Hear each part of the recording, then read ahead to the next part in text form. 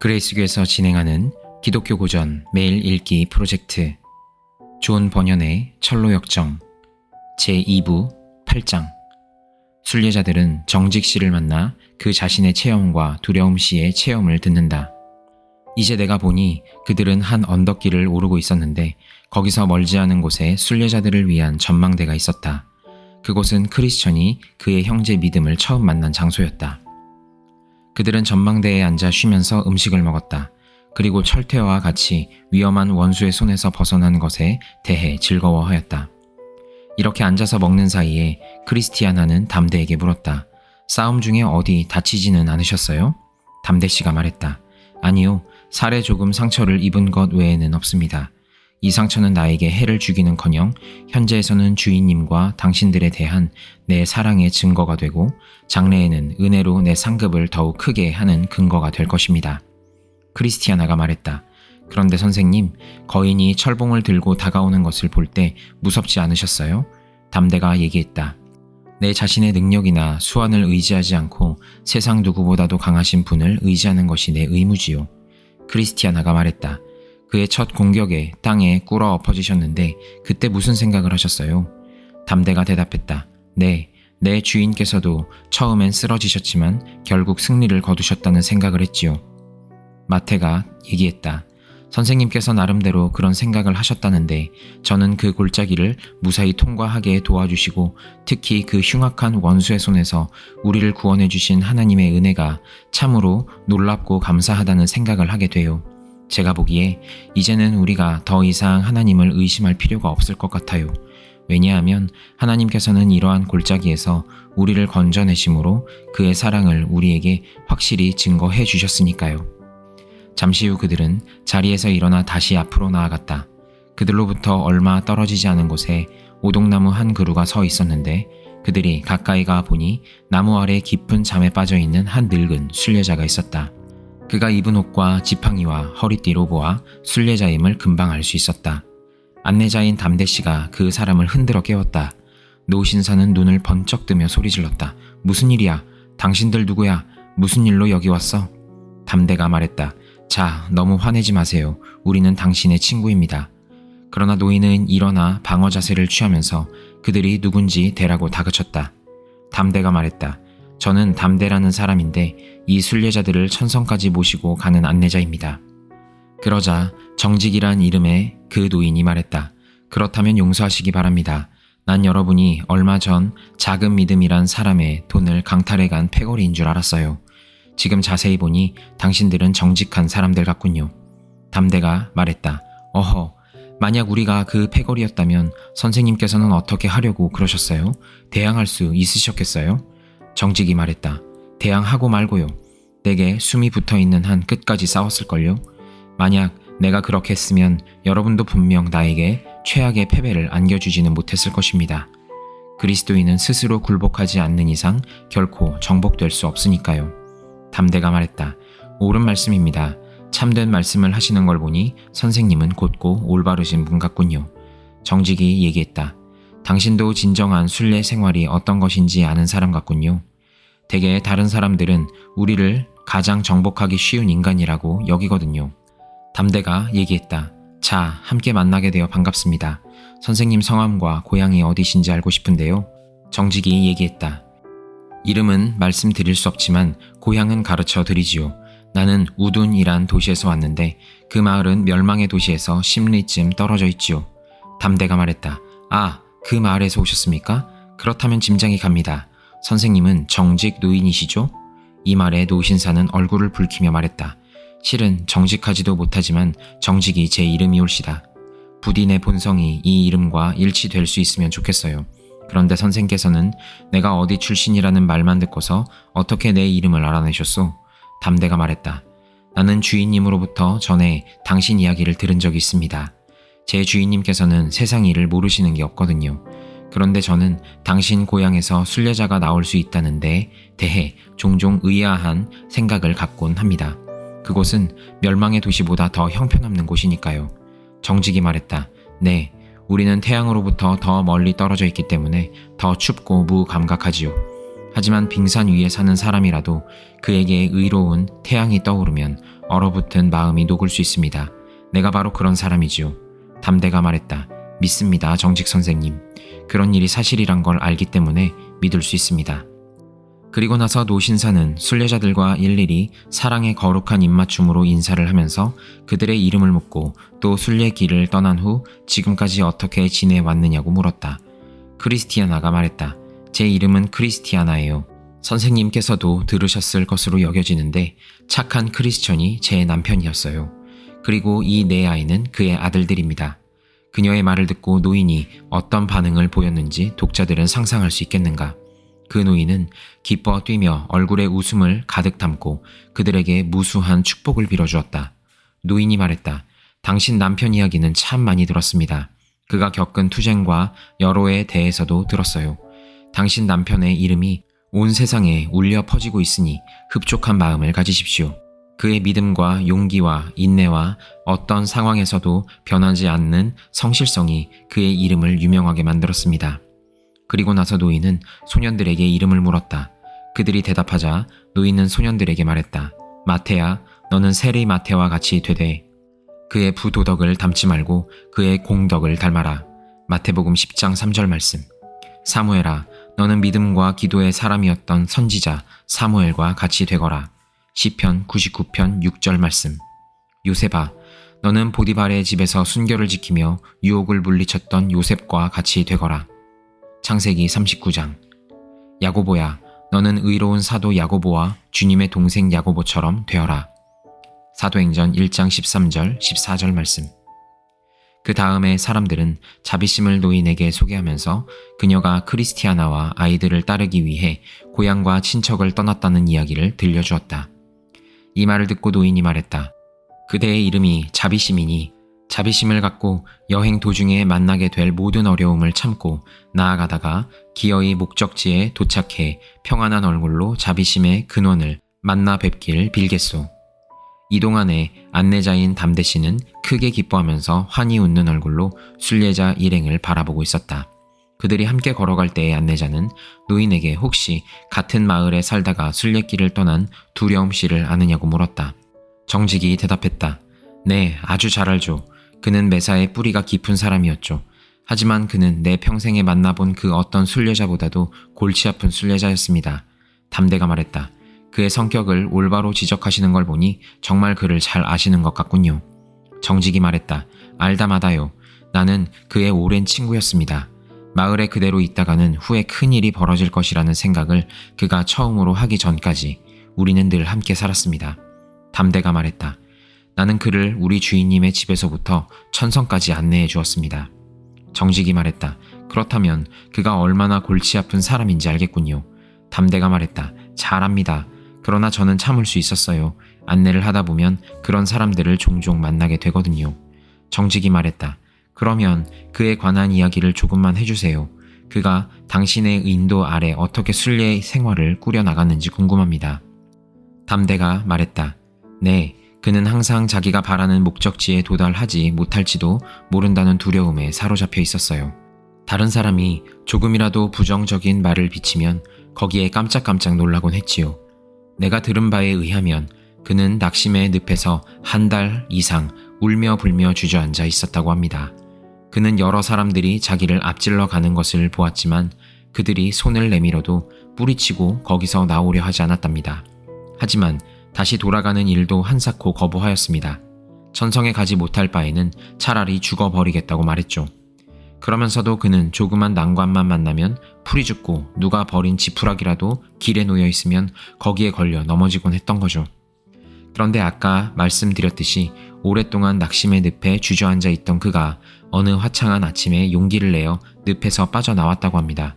그가 어떻게 빠져나왔는지는 저도 잘 모르겠어요.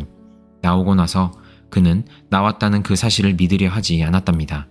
내 생각에 그는 마음속에 낙심의 늪을 가지고 다녔던 것 같아요. 그렇지 않고서야 그와 같이 할 사람이 누가 있겠습니까?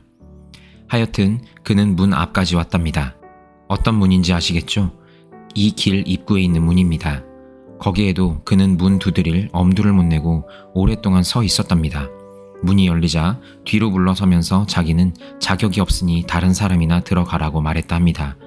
그래서 그보다 나중에 온 많은 사람들이 그보다 먼저 안으로 들어갔다 하더군요. 그 불쌍한 사람은 문 밖에 서서 떨며 웅크리고 있었답니다. 제가 생각하기에 그 모습을 보는 사람이면 누구나 측은한 마음을 금할 수 없었을 것입니다. 그러면서도 집으로 돌아가기는 싫어하더래요. 마침내 그는 문에 걸려있던 망치를 손에 들고 한두 번 살짝 문을 두드렸답니다. 그러자 한 사람이 나와 문을 열어주었지만 두려움씨는 예전처럼 다시 뒤로 물러섰답니다. 문을 열어준 사람이 그에게 다가가며 말했답니다. 거기서 떨고 있는 분, 당신은 무엇을 원합니까? 이 말에 그는 그만 땅에 쓰러지고 말았답니다. 문지기는 그가 혹시 기절한 것이나 아닌가 의아해하면서 말했답니다. 안심하고 일어나시오. 당신을 위해 내가 문을 열어놓았으니 자 들어오시오. 당신은 복받은 자입니다. 이 말에 그는 일어나 떨면서 안으로 들어갔답니다. 들어가서도 그는 부끄러워 얼굴을 들지 못하였답니다. 거기서 얼마 동안 대접을 받은 후에 그 대접 방식이 어떠한지는 여러분도 잘 알 겁니다. 그는 자기가 나아가야 할 길에 대한 지시를 받았습니다. 그리하여 그는 제가 있는 집에까지 오게 되었는데 우리 주인인 해석자의 집 문 앞에서도 그는 좁은 문에서처럼 행동했답니다. 그는 오랫동안 추운 바깥에서 머뭇거리면서 감히 문을 두드리지 못했는데 그러면서도 돌아갈 생각은 하지 않았습니다. 그 즈음에는 밤이 아주 추웠답니다. 글쎄 그의 마음에 우리 주인님께 보내는 추천서까지 품고 왔으면서 그랬다니까요. 그 서신에는 이 사람을 집에 받아들여 잘 대접해 달라는 말과 마음이 약한 사람이니 튼튼하고 용감한 안내자 한 명을 딸려 보내달라는 사연이 적혀 있었지요. 그럼에도 불구하고 문 두드리기를 꺼렸답니다. 바깥에서 누웠다 앉았다 하는 사이에 그 불쌍한 사람은 거의 굶어 죽을 지경이 되었습니다. 그렇지만 그의 낙담은 너무나 커서 다른 사람들이 문을 두드리고 안으로 들어가는 것을 보면서도 감히 문을 두드리지 못하였답니다. 그러다가 결국 제가 창문을 통해 한 사람이 문 근처에서 일어났다 앉았다 하는 것을 발견하였습니다. 저는 밖으로 나가 당신이 누구냐고 물었지요. 그랬더니 그 불쌍한 사람의 눈에 눈물이 글썽해지지 않겠어요? 그리하여 저는 그가 무엇을 원하는지 알게 되었습니다. 나는 안으로 들어가 집 안 사람들에게 이 일을 알렸고 우리들은 다시 주인님께로 가 보고를 올렸습니다. 주인님은 저에게 다시 나가 그를 청하여 드리도록 명하였습니다. 제가 솔직히 말하건대 그를 청하여 드리느라 전 진땀을 흘렸습니다. 마침내 그가 안으로 들어왔는데 우리 주님께서는 정말 놀라운 사랑을 그에게 베푸셨습니다. 식탁 위에 진기하고 좋은 음식은 소량밖에 없었지만 주님께서는 그중 일부를 꼭 그 사람의 접시에 놓아주셨습니다. 그리고 나서 그 사람은 추천서를 꺼내 보여주었는데 이를 보신 주인님은 그의 원대로 다 해주겠다고 말씀하셨습니다. 거기 한참 동안 있은 후에야 그는 어느 정도 마음을 놓고 약간 평온을 되찾은 것 같았습니다. 여러분도 아시겠지만 우리 주인님은 아주 성품이 온유하신데 두려움이 많은 사람들에 대해서는 특히 더 그러하시죠. 주께서 이렇게 잘 대해주셔서 그가 용기를 얻었었던 것 같습니다. 그가 집에 있는 것들을 다 구경하고 천성으로 떠날 준비를 갖추자 주인님께서는 예전에 크리스천에게도 주셨듯이 그에게 정신나게 하는 음료수 한 병과 부드러운 음식을 약간 주셨습니다. 그리하여 우리는 함께 길을 떠나게 되었지요. 제가 앞서 나아갔는데 그 사람은 별로 말도 하지 않고 다만 크게 한숨을 쉬곤 했습니다. 우리가 목 매달린 세 사람의 시체가 있는 곳에 왔을 때 그는 자신의 종말도 저와 같으리라는 의구심이 든다고 말했습니다. 그는 십자가의 무덤을 보았을 때 비로소 즐거움을 느끼는 것 같았습니다. 그는 잠시 머물며 십자가를 보고자 하였고 그 후에는 얼마 동안 다소 마음의 안정을 얻는 듯 하였습니다. 우리가 공고산에 도달했을 때 그는 전혀 그것에 대해 개의치 않았고 사자를 만났을 때도 두려워하지 않았습니다. 왜냐하면 그의 두려움은 그런 것들에 대한 것이 아니라 그가 과연 결국에 영접함을 받게 되느냐에 관한 것이었기 때문입니다. 아름다움의 집으로 들어갈 때는 주저하는 그를 제가 억지로 끌고 들어갔습니다. 집 안으로 들어온 후에 그를 거기 있는 처녀들에게 소개하며 잘 사귀어 보도록 권했습니다. 그러나 그는 부끄러워하며 사람들과 사귀기를 꺼려하였습니다. 그는 혼자 있기를 무척 원했지요. 그렇지만 항상 그는 선한 말을 좋아해서 종종 뒤에 숨어서 그런 말을 엿듣곤 했습니다. 또한 그는 옛 물건들 구경하기를 무척 좋아했으며 그것들을 마음 깊이 새기곤 했습니다. 후에 그는 내게 이르기를 자기는 앞서 묵었던 두 집, 즉 좁은 문과 해석자의 집에 들어가기를 바랐지만 감히 들여보내 달라고 요청할 용기가 나지 않았다고 했습니다. 우리가 아름다움의 집에서 나와 겸손의 골짜기로 내려갈 때에 그는 제 평생에 만난 어떤 사람보다도 잘 내려갔습니다. 왜냐하면 그는 마지막에 행복해지기를 바라고 현재의 비천함에는 전혀 개의치 않았기 때문입니다. 네, 제가 생각하기에 그 골짜기와 그의 사이에는 어떤 동질감이 있는 것 같았습니다. 왜냐하면 그가 순례길을 가는 동안 그 골짜기에 있을 때보다 더 기뻐한 적이 없었거든요. 거기서 그는 눕기도 하고 땅을 안기도 하고 골짜기에서 자라는 꽃에 입을 맞추기도 했습니다. 또 그는 아침 동틀 때 일찍 일어나서 골짜기를 훑어보며 이리저리 걷곤 했습니다. 그런데 우리가 사망의 음침한 골짜기 입구에 다다랐을 때 나는 그 사람을 잃어버리는 줄 알았습니다. 그가 되돌아가려고 해서가 아니라 심한 두려움에 사로잡혀 죽는 신용을 했기 때문입니다. 아, 꼬마 귀신들이 날 잡아먹을 거야. 꼬마 귀신들이 날 잡아먹을 거야. 이렇게 외치는 그를 저는 진정시킬 재주가 없었습니다. 그가 거기서 하도 큰 소리로 울어댔기 때문에 만약 귀신들이 그 소리를 들었으면 용기 백배해 뛰어나와 우리를 덮쳤을 것입니다.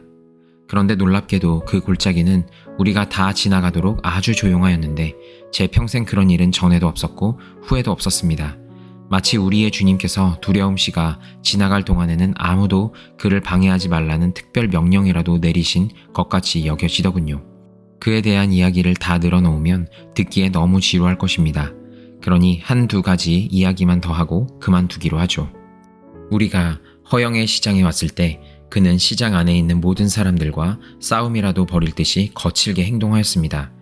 그가 하도 뜨겁게 사람들의 어리석음을 질책하고 다녔기 때문에 저는 우리 둘 다 몰매나 맞지 않을까 걱정이 되었습니다. 마법의 땅을 지날 때도 그는 남들처럼 혼미해지지 않고 정신이 아주 말똥말똥했어요. 그런데 다리 없는 강가에 이르자 그는 다시 우울해졌습니다. 그는 말했습니다. 이제 나는 여기서 영원히 빠져 죽을 거야. 수만 리 길을 달려왔건만 평안히 주님의 얼굴을 보지도 못하다니. 그런데 여기서도 저는 매우 놀라운 일을 목격하였습니다. 갑자기 강물이 얕아지기 시작하는데 제 평생 강이 그렇게 얕아진 것을 본 적이 없었습니다. 그리하여 마침내 그는 무릎도 안 차는 물을 걸어서 건넜습니다. 그가 천성문을 향해 올라갈 때는 그에게 작별을 구하면서 천국에서 그를 환영해 주기를 바란다고 말했습니다. 그러자 그는 그럴 겁니다. 라고 말했습니다. 이렇게 우린 서로 헤어졌고 다시는 그를 보지 못했습니다. 정직이 말했다. 그렇다면 그는 결국 잘 된 것 같군요. 담대가 얘기했다. 네, 그럼요. 저는 그에 대해 추호도 의심하지 않습니다. 그는 결단력 있는 사람이었습니다. 다만 그는 항상 열등감을 가지고 있었기 때문에 그의 삶이 자신에게도 부담되고 다른 사람에게도 괴로움을 주었던 것입니다. 그는 누구보다도 죄의식이 강한 사람이었어요. 그는 남에게 해 끼치는 일을 너무나 두려워했기 때문에 율법적으로 허용된 일도 다른 사람에게 누가 될까봐 금하는 일이 종종 있었습니다. 정직이 말했다. 그런데 왜 그렇게 착한 사람이 평생 어두운 마음으로 살아갔을까요? 담대가 말했다. 거기에는 두 가지 이유가 있습니다. 첫째로는 현명하신 하나님의 뜻에 의해 그렇게 된 것입니다. 어떤 사람은 피리를 불어야 하고 어떤 사람은 애곡을 해야 하지요. 말하자면 두려움씨는 베이스를 연주하는 사람이었어요. 그와 그의 동료들은 저음을 내는 나팔을 연주하였는데 그 나팔의 음색이 다른 악기에 비해 더 음울했던 것입니다. 물론 어떤 사람들은 베이스가 음악의 기초라고 말하기도 하지요. 나는 무거운 마음에 느낌 없이 나오는 신앙 고백을 결코 신뢰하지 않습니다. 음악가가 음을 고르게 맞추고자 할 때 가장 먼저 건드리는 혀는 대개 베이스 혀입니다. 하나님께서도 인간의 영혼을 그의 음조로 맞추고자 하실 때 가장 먼저 이 혀를 건드리십니다.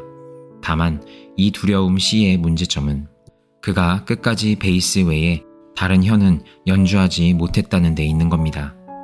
내가 이렇게 비유적으로 말하는 것은 젊은 독자들의 이해를 성숙시키려는 데도 목적이 있지만 요한계시록에서 구원받은 자들이 음악과 무리로 비유되고 있기 때문이기도 하다. 그들은 보좌 앞에서 나팔과 수금을 연주하며 노래를 부른다. 요한계시록 8장 2절, 14장 2절 말씀. 정직이 말했다. 당신의 말씀을 들어보니 그는 참 열성적인 사람이었군요. 공고와 사자와 허영의 시장은 조금도 두려워하지 않고 다만 죄와 죽음과 지옥만을 두려워했으니까요. 그가 두려워했던 원인은 하늘나라에 과연 들어갈 수 있을까 하는 의혹이 있었기 때문입니다. 담대가 얘기했다. 옳은 말씀입니다. 그를 괴롭힌 문제는 바로 그것이었습니다. 당신이 잘 지적하셨듯이 그는 순례자의 생활이 힘들어서 두려워한 것은 결코 아니었습니다. 잠언에 일렀듯이 횃불을 던지는 미친 사람이 길을 막았을지라도 나는 그가 능히 헤쳐나갈 수 있었으리라 믿습니다. 그러나 그의 마음을 억누르고 있던 것들은 어느 누구라도 쉽게 떨쳐버릴 수 없었을 것입니다. 이때 크리스티아나가 말했다. 두려움 씨에 대한 이야기는 제게 큰 유익이 되었습니다. 저는 세상에 나와 같은 이가 없다고 생각했었는데 말씀을 듣고 보니 그 착한 사람과 저 사이에 어느 정도 유사성이 있음을 알게 되었어요. 다만 우리는 두 가지 점에서 차이가 있네요. 그는 그 큰 괴로움을 밖으로 표현한 데 반해 나는 그것을 속에 간직하였지요. 그리고 그는 괴로움에 짓눌려 감히 들여보내 달라고 문을 두드리지 못한 반면에 나는 괴로움으로 인해 더 크게 문을 두드렸지요. 자비심이 말했다. 저도 한 말씀 드릴까요? 제게도 두려움 씨와 같은 문제가 있었어요. 낙원을 잃어버리고 불못에 떨어지지나 않을까 하는 두려움은 이 세상 다른 것을 잃어버리는 데 대한 두려움보다 몇 배 더 컸어요. 천국에 거하는 행복만 얻을 수 있다면 세상 온갖 것을 다 버려도 좋다고 저는 생각했어요. 그러자 마태가 말했다. 제 마음에도 항상 두려움이 깃들어 있어서 구원과 관계되는 감정을 가지려면 아직 멀었다는 생각을 했지요. 하지만 두려움 씨 같이 좋은 분도 그런 두려운 감정을 갖고 있었다니 저도 걱정할 것이 없겠어요. 야고보가 말했다. 두려움이 없으면 은혜도 없지요. 지옥의 두려움이 있는 곳에 항상 은혜가 있는 것은 아니지만 하나님을 두려워하지 않는 곳에는 분명 은혜가 있을 수 없어요.